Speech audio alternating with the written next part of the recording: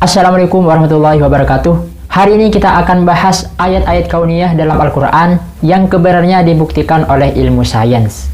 Ayat kauniyah adalah ayat yang menjelaskan kehidupan dalam alam semesta dengan seluruh hukum yang menyertainya. Ayat kauniyah ini banyak sekali disebutkan di dalam Al-Quran. Namun, ada beberapa ayat kauniyah yang mungkin pada zaman dulu itu sulit untuk dinalar, namun pada akhirnya terpecahkan seiring berkembangnya zaman. Seperti ayat-ayat yang akan kita bahas pada hari ini. Dan tanpa berlama-lama, mari kita mulai videonya.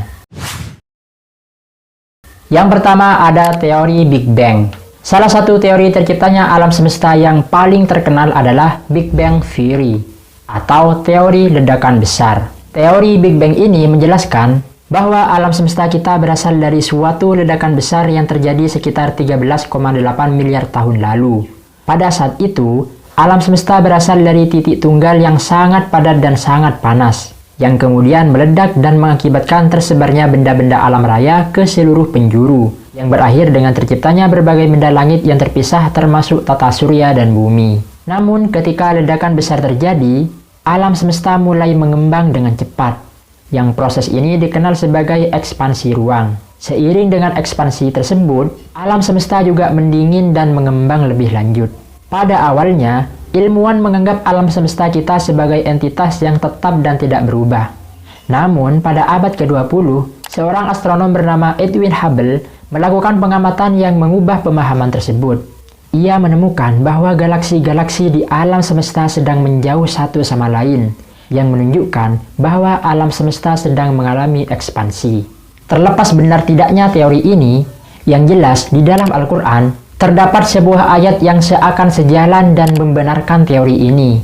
Banyak orang yang mengkaitkan teori Big Bang dengan ayat Al-Quran ini, yaitu pada surat Al-Anbiya ayat 30, Awalam yarul ladzina kafaru annas samawati wal ardu kanata ratqan fafataqnahuma.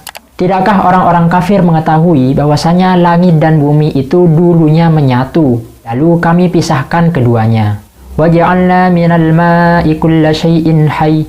Dan kami jadikan segala sesuatu yang hidup itu dari air. أَفَلَا يُؤْمِنُونَ. Lalu mengapa mereka tidak beriman? Jadi ayat ini menjelaskan bahwasanya dulunya langit dan bumi itu menyatu sebelum dipisah oleh Allah. Dalam tafsir As-Sawi dijelaskan bahwasanya Rotkon di sini ditafsiri dengan syai'an wahidan, sesuatu yang satu. Jadi dulunya langit dan bumi itu adalah satu benda. Lima ruwiyah annallaha khalaqas samawati wal arda ba'daha 'ala ba'din. Karena memang ada riwayat hadis yang menyatakan seperti itu. Tsumma khalaqa rihan tawassataha fafataqaha biha. Kemudian Allah menciptakan angin yang berada di tengah-tengah antara langit dan bumi itu. Allah memisah langit dan bumi itu dengan angin.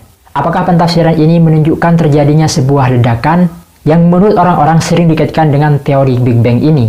Padahal Al-Quran ini diturunkan berabad-abad jauh sebelum adanya teori Big Bang ini. Gimana menurut kalian? Tolong komentar di bawah. Dalam Al-Quran surat Al-An'am ayat 125, Allah SWT menjelaskan tanda-tanda orang yang beruntung dan orang-orang yang celaka. Ketika Allah menjelaskan tanda-tanda orang yang celaka, Allah SWT mengumpamakannya dengan seseorang yang naik ke atas langit. Bunyi ayatnya seperti ini, فَمَنْ يُرِدِ اللَّهُ أَنْ يَهْدِيَهُ يَشْرَحْ صَدْرَهُ لِلْإِسْلَامِ. Barang siapa orang yang ingin diberi petunjuk oleh Allah, maka Allah akan menjadikan dadanya itu lapang untuk menerima agama Islam. وَمَنْ يُرِدْ أَنْ يُضِلَّهُ يَجْعَلْ صَدْرَهُ ضَيِّقًا حَرَجًا كَأَنَّمَا يَصْعَدُ فِي السَّمَاءِ. Tapi barang siapa yang dikehendaki sesat oleh Allah, maka Allah akan menjadikan dadanya itu sempit dan sesak, seakan-akan dia itu sedang mendaki ke atas langit.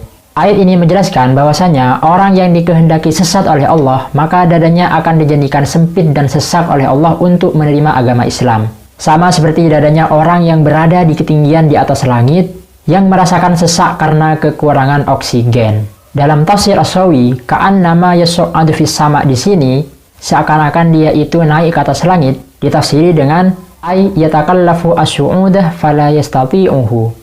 Dia itu berusaha untuk naik ke atas langit namun tidak bisa, sehingga menyebabkan dirinya itu sesak karena tidak dapat naik ke atas langit. Pada mulanya ya ulama tafsir nafsirannya ya seperti itu. Mereka tidak menalar ada orang yang dapat terbang ke atas langit. Karena mungkin pada zaman itu teknologi masih belum canggih, mereka tidak berpikiran seperti itu. Hingga pada zaman yang sudah modern ini, dan sudah tercipta roket-roket yang dapat menggapai langit, mereka itu merasakan kekurangan oksigen ketika berada di ketinggian tertentu. Akibatnya, ketika oksigen semakin berkurang, akan menyebabkan dyspnea atau sesak nafas. Hal ini cocok seperti apa yang dibawakan oleh Al-Quran berabad-abad tahun yang lalu, di mana teknologi masih belum ada pada waktu itu. Sehingga ayat-ayat yang awalnya membuat bingung, akhirnya terpecahkan seiring perkembangan zaman. Innalladzina kafaru biayatina sawfa nuslihim naro. Sesungguhnya orang-orang yang kafir, orang-orang yang ingkar kepada ayat-ayat kami, kelak kami akan masukkan mereka ke dalam api neraka. Kullama nadijat juluduhum baddalnahum juludan ghairaha liyadzuqul azab. Setiap kali kulit mereka itu hangus, kami ganti lagi dengan kulit yang baru. Supaya apa? Supaya mereka dapat merasakan siksa. Innallaha kana azizan hakima. Sesungguhnya Allah itu maha perkasa dan maha bijaksana. Pada ayat ini, Allah menggambarkan bagaimana siksaan orang kafir kelak di neraka. Namun herannya, saat orang kafir itu hangus, Allah perlu mengganti kulit yang baru agar siksaan terus-menerus dirasakan. Yang seakan memberi isyarat, jika kulitnya sudah hangus atau hilang, maka dia tidak akan merasakan rasa sakit. Makanya perlu diganti kulit yang baru. Lalu apakah benar seperti itu? Jadi, ada penelitian ilmiah yang mengkonfirmasi kalau rasa sakit itu memang berasal dari kulit. Dan jika kulit itu hilang, manusia tidak akan lagi merasakan rasa sakit. Sebagai contoh katanya, kalau ada orang kecelakaan sampai kulitnya itu mengelupas, kalau kita mencoba untuk menyentuh anggota yang terkelupas itu, mereka tidak akan merasakan sakit. Dan kalaupun sakit, pasti rasa sakit itu bersumber dari sisa kulit yang berada di pinggirnya. Gimana menurut kalian? Apakah kalian pernah mencobanya? Tolong komentar di bawah.